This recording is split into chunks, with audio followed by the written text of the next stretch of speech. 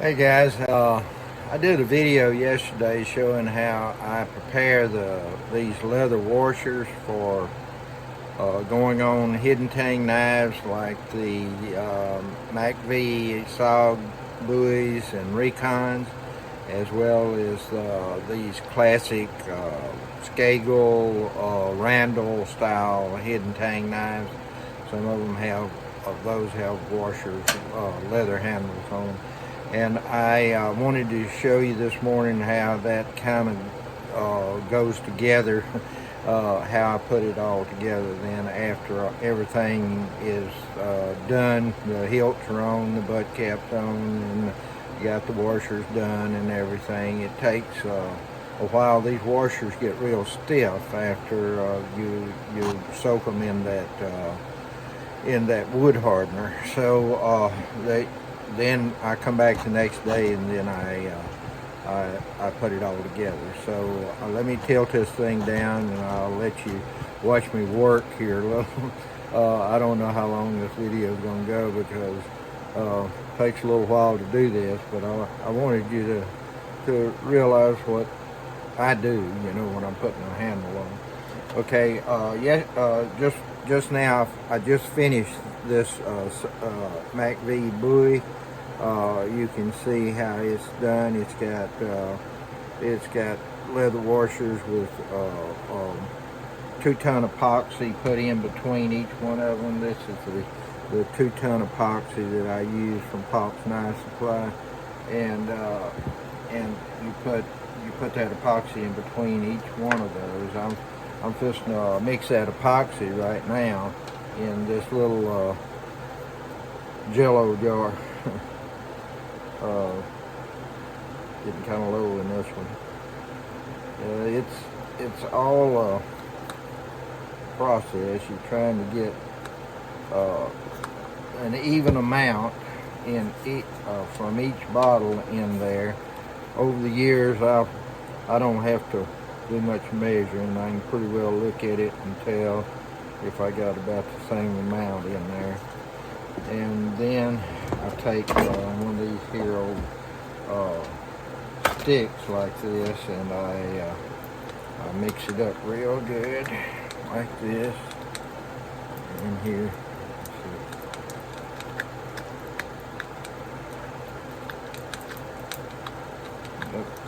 Get it mixed real well so it'll harden up. Don't get it mixed, well, it won't harden up and you'll have oozy stuff. I've had that happen before. Forget to not get it mixed well and put it behind a scale, and then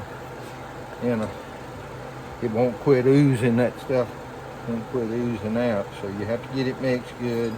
And then this is a recon that I'm doing for a Special Forces graduate, and his instructor wanted to go the old classic route for his knife, and so that's what this is for. That's the reason I take my time and I try to do these things right, because the guys, these guys that would use this kind of knife, I realize there's a lot of collectors too that get these kinds of knives, but there are guys that use these things too, and you want it to be top notch for those guys. You want it to be able to perform the best of its ability when you know that a guy may be taking it into harm's way. So I try to make them, try to take my time and do them all right.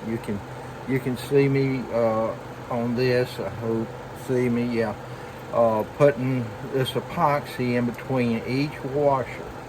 I do it in between each washer so you have a good solid handle when you finish. And when you finish, you got a handle that is not going to break off. I try to get them some people think that a hidden tang knife is weak And they don't realize that if you do it right, it's just about as strong as a full tang knife, because you've got it all put together in such a way that it works better.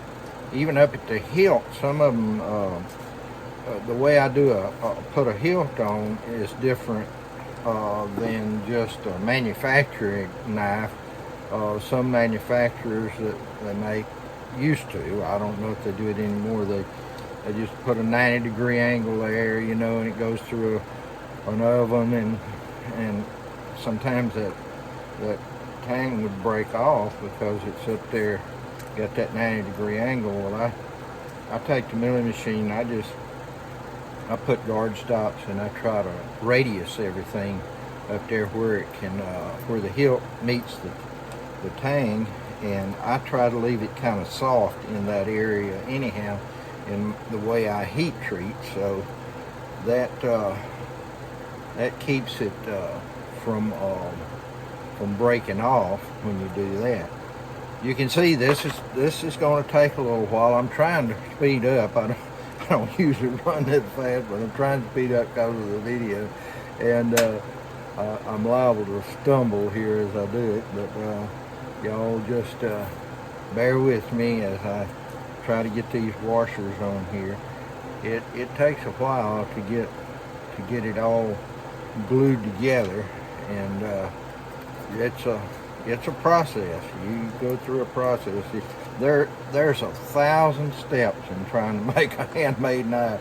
I didn't realize when I first started in this business with me and Newt that there were so many steps that you had to go through in being able to make just a simple knife, you know.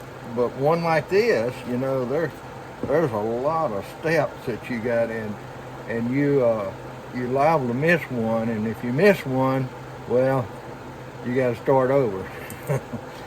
And that starting over gets aggravating if you have to start over on something that you've worked hard on, and then you miss a step, and oh my goodness, I forgot to do this, and then you got to start the whole process again. That one goes. Sometimes in grinding, well, you wind up having to throw them in the trash bucket if you make too bad a mistake on them, and that gets expensive too when you especially if you're using that S35E. That's expensive stuff, I tell you, for metal. And but you know, you want to get the best for the guys that you're making the knives for. You're not wanting them to have a knife that's weak. You want them to have the best possible that you can do by hand, and that's why guys like me are still surviving at this. Those that try to do a good job and try to think of their customers and try to get things right for them. That's the reason we're still around, I guess, still making a few knives along. I'm getting a little old for this. I'm 75 now, and I don't know how much longer I'll be able to do it, but as long as I can, I'm gonna continue to make them. That in there, I'm gonna have to pull that one off.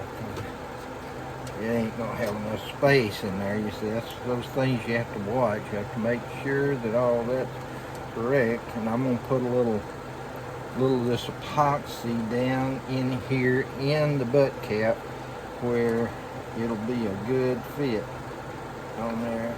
You can see that I mortised the butt cap. I mortised it onto the end of the tang like that. Let me get the whitewasher on.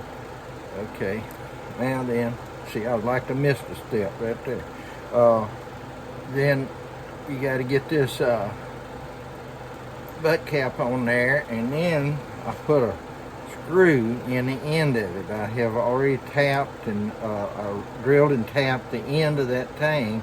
It being a 1/4 inch thick, a little over a 1/4 inch thick, well, I'm able to drill and tap an 832 screw into that tang. And then when I do this, well, I tighten everything up. You can see that epoxy squishing out around the sides where I put it between each one of the leathers there.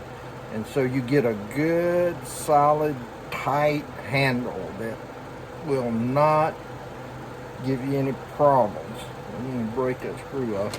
Okay, that's that one is done now. You see, I've got it all together, and of course tomorrow or Monday, I don't work on Sunday. I go to church on Sunday, and I would suggest that to all of you guys, that you go to church, even if you're not a Christian, because at church you're gonna find some people that are really nice folks, and there you might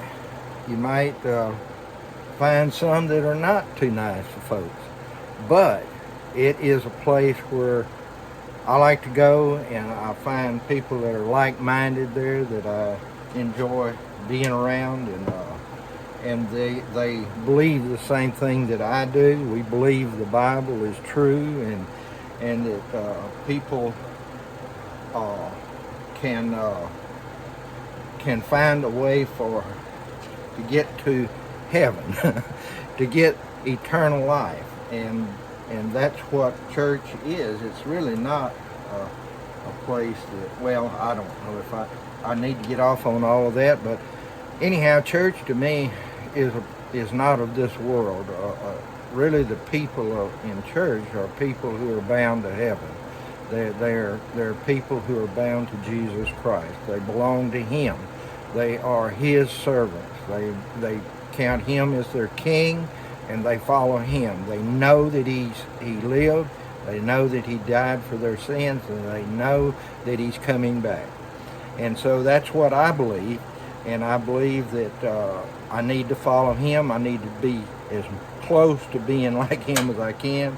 I know I'm not, but I know that He paid for those sins that I do commit at times, and I have to go to Him and ask for forgiveness, but I know that He is in control and that He's directing my life.